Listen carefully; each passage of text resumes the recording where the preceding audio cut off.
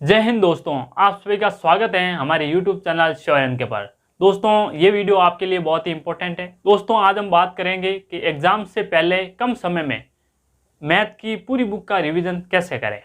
दोस्तों, इससे पहले हम थोड़ा सा एक बात कर लेते हैं कि आपका रिवीजन जरूरी क्यों है। ठीक है, अगर हम रिवीजन नहीं करें, ठीक है, रिवीजन का हिंदी में अर्थ होता है संशोधन करना। ठीक है, यानी अपने आप में संशोधित करना। ठीक है, हम जब किसी चीज का रिवीजन करते हैं ना, तो उसमें हमें ऐसी नई नई चीजें सीखने को मिलती हैं, इसलिए आपको रिवीजन करना बहुत ही जरूरी होता है। ठीक है, तो दोस्तों, इसमें हम बात करेंगे कि आपके रिवीजन न होने से क्या लॉस हो सकता है। ठीक है, और इसमें बात करेंगे आप कम समय में पूरी बुक का रिवीजन कैसे करोगे। ठीक है, तो चलिए स्टार्ट करते हैं। रिवीजन न होने से क्या नुकसान हो सकता है।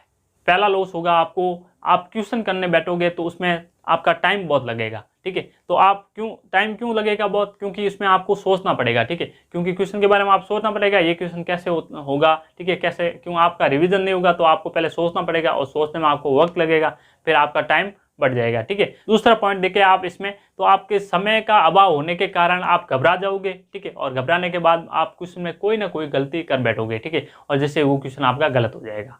ठीक है, और तीसरा पॉइंट है कि आप समय के अभाव होने के कारण आप बाकी वाले क्वेश्चन अटेंड नहीं कर पाओगे और बाकी वाले क्वेश्चन आपके छूट जाएंगे और आपके मार्क्स गिर जाएंगे। ठीक है, क्योंकि आपके बाकी वाले क्वेश्चन छूट जाएंगे तो आपके मार्क्स कहाँ से आएंगे। ठीक है, क्योंकि वे सीधे ही कट जाएंगे आपके मार्क्स। इसलिए हमें बाकी वाले क्वेश्चन को भी देखना है, इसलिए हमें टाइम की ज़रूरत होती है। तो हमें टाइम की ज़रूरत के हिसाब से क्वेश्चन का पहले रिवीजन करना बहुत ज़रूरी था। अगर आप रिवीजन नहीं करते हो तो उसमें आपको टाइम बहुत लगता है। ठीक है, तो टॉपर के पीछे का कारण यही है कि वो अपना समय रहते अपना रिवीजन पूरा करते हैं। ठीक है, और वो एग्जाम से पहले हमेशा रिवीजन करते हैं पूरे बुक का। ठीक है, जो उसने पिछले साल में जो भी पढ़ा है उसका पूरा रिवीजन करता है। ठीक, उससे पहले वो दूसरी चीज़ कोई नहीं पढ़ता है। ठीक है, तो आपको क्या करना है, आपको भी पहले पूरा रिवीजन करना है। ठीक है, आपको कोई नई चीज़ नहीं पढ़नी है। आप नई चीज़ पढ़ने बैठोगे तो आपका पीछे वाला रिवीजन नहीं होगा और वो उस नई चीज़ का वापस आप रिवीजन नहीं कर पाओगे तो और एग्जाम में भूल जाओगे। ठीक है, और अगर आपका रिवीजन पूरा हो गया है तो आप नया टॉपिक कोई भी पढ़ सकते हो। ठीक है, तो यही टॉपर का मेन मकसद होता है। अब हम बात करेंगे आपके कम समय में मैथ की पूरी बुक की तैयारी कैसे करें। ठीक है, तो आपके पास एग्जाम से पहले 1 या 2 दिन की छुट्टी होती है। ठीक है, तो उस छुट्टी में आप क्या कर सकते हो, उस पूरी बुक का आपको रिवीजन करना है। अब उस पूरी बुक का एक साथ कैसे रिवीजन कर सकते हो। ठीक है, तो पूरी बुक का रिवीजन करने के लिए आपको मैं 3-4 टिप्स बताऊंगा, उसके हिसाब से आप फॉलो करिए और आपकी पूरी बुक का रिवीजन हो जाएगा। ठीक है, तो पहला टिप्स है आपकी कि आपके रिलेटेड क्वेश्चन है। ठीक है, जितने भी आपके रिलेटिव क्वेश्चन बन रहे हैं, ठीक है, उन क्वेश्चन को आप अलग से लिखिए। ठीक है, जैसे आपके 5 क्वेश्चन है, ठीक है, उनमें से आपके 5 एक ही रिलेटिव क्वेश्चन है। ठीक है, जैसे उसमें संख्याएं अलग अलग हो सकती है लेकिन उसका मेथड एक ही। ठीक है, उस मेथड से ही आप उस क्वेश्चन से 5 क्वेश्चन को आप करोगे। ठीक है, तो उस मेथड से करने वाले हो तो आप उस एक क्वेश्चन का आप क्या करना, रिवीजन करना है। ठीक है, जैसे आपके पीछे वाले वो चारों ही साथ साथ है, उनके भी रिवीजन हो जाएंगे। ठीक है, तो आपको रिलेटिव क्वेश्चन देखने, जो भी आपके रिलेटिव क्वेश्चन है उन क्वेश्चनों का आप एक एक करके रिवीजन करिएगा। ठीक है, तो इसके लिए मैं आपको एक एग्जांपल लेता हूं आपकी प्रश्नावली 8.1 का। ठीक है, तो उसमें मैंने आपके रिलेटिव क्वेश्चन को बारे में कुछ इंफॉर्मेशन ली, उसके बारे में मैं बता देता हूँ।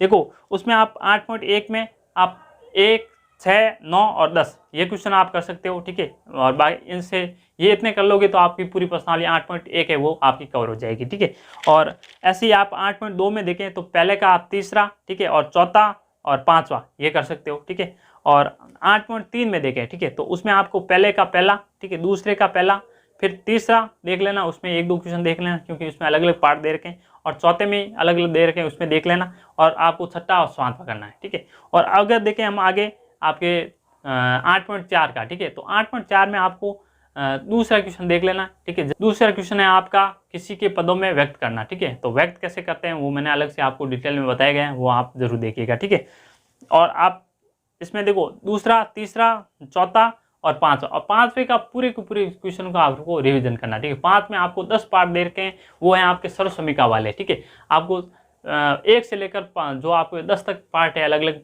5वें क्वेश्चन में। ठीक है, उन एक एक क्वेश्चन को आपको रिवीजन करना है। ऐसा नहीं कि उसमें सभी एक ही रिलेटेड है, वही एक ही सर्व समीका लग रही है ऐसे हम कर लेंगे। ठीक है, ऐसा नहीं, क्योंकि वो वाले क्वेश्चन थोड़े कैलकुलेशन में देखे, ठीक है, वो अलग हिसाब से पढ़ते हैं। ठीक है, इसलिए आपको सभी एक एक क्वेश्चन का रिवीजन करना है वरना आप भूल जाओगे। ठीक है, तो उस क्वेश्चन को तो आप 10 के क्वेश्चन को वापस कर सकते हो। ठीक है, दूसरी टिप्स है आपकी, बिना देखे आप रिवीजन करते हो और उसमें आपको समय बहुत कम लगता है तो आप ऐसे रिवीजन कर सकते हो, बहुत ही अच्छी बात है। ठीक है, अगर आप बिना देखकर रिवीजन करते हो और आपका समय बहुत ज़्यादा लगता है तो आप उस रिवीजन आपको क्वेश्चन के रिवीजन देखकर भी कर सकते हो। ठीक है, जैसे आपका समय कम लगेगा क्योंकि समय का हमारे पास अभाव है, इसलिए हमें आपको देखकर भी रिवीजन जरूरी करना है। ठीक है, तीसरी टिप्स देखें तो आपको देखो क्वेश्चन ऐसे दे रखे हैं सीधे ही आपके फॉर्मूले के बेस पर हो। ठीक है, जैसे मैं एक आपका एग्जाम्पल लेता हूँ, जैसे आपको वृत्त का क्षेत्रफल पूछ रखा हो। ठीक है, तो आपको वृत्त के क्षेत्रफल में आपको क्या दे रखा है कि उसकी त्रिज्या दे रखी है क्वेश्चन में आपको। ठीक है, मान लो 7 सेंटीमीटर दे रखी है, तो आप जानते हो कि वृत्त का क्षेत्रफल होता है वो पाई आर स्क्वायर होता है। ठीक है, तो उसको आपका पाई का मान आपको पता है 22/7 होता है, और इंटू आपका त्रिज्या है उसको लिख दीजिए 7 × 7, तो 7 से 7 कट जाएगा और 22 को 7 से गुणा कर दीजिए। ठीक है, तो ऐसे आपको करना है। तो ऐसे सिंपल सीधे आपके फॉर्मूले बेस्ड क्वेश्चन है, ज़्यादा कुछ है नहीं, उसमें गुणा भाग करके कैलकुलेशन करके आपको आंसर लाना है और सीधा ही उसका फॉर्मूला अप्लाई करना है। ठीक है, तो ऐसे क्वेश्चन का आपको बार बार रिवीजन नहीं करना है। ठीक है, क्योंकि इतना हमें समय नहीं है, तो उस क्वेश्चन के रिलेटेड जितने भी उस क्वेश्चन के फॉर्मूले बनते हैं, ठीक है, तो ऐसे फॉर्मूलों को आप क्या करिए, रिवीजन लाइए। ठीक, उस फॉर्मूले को आप याद कर दीजिए, जैसे आप एग्जाम में जल्दी क्वेश्चन कर पाओगे। ठीक है, और आपका रिवीजन जल्दी जल्दी हो जाएगा।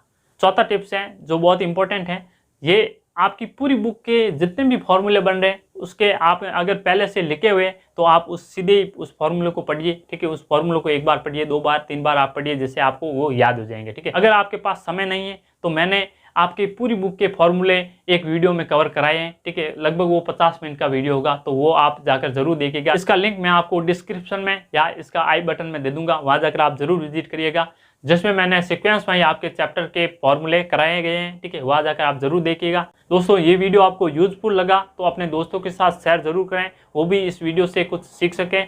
और दोस्तों, इस वीडियो को लाइक जरूर करें, जिससे हमें भी मोटिवेट मिल सकें। और ऐसे ही आपके डाउट क्लियर वीडियोस देखने के लिए हमारे यूट्यूब चैनल को सब्सक्राइब करिए। ठीक है, और साथ में बेल आइकन जरूर प्रेस करें, जिससे मैं हर कोई वीडियो डालूंगा उसकी नोटिफिकेशन आपको सबसे पहले मिल सके। ठीक है, धन्यवाद।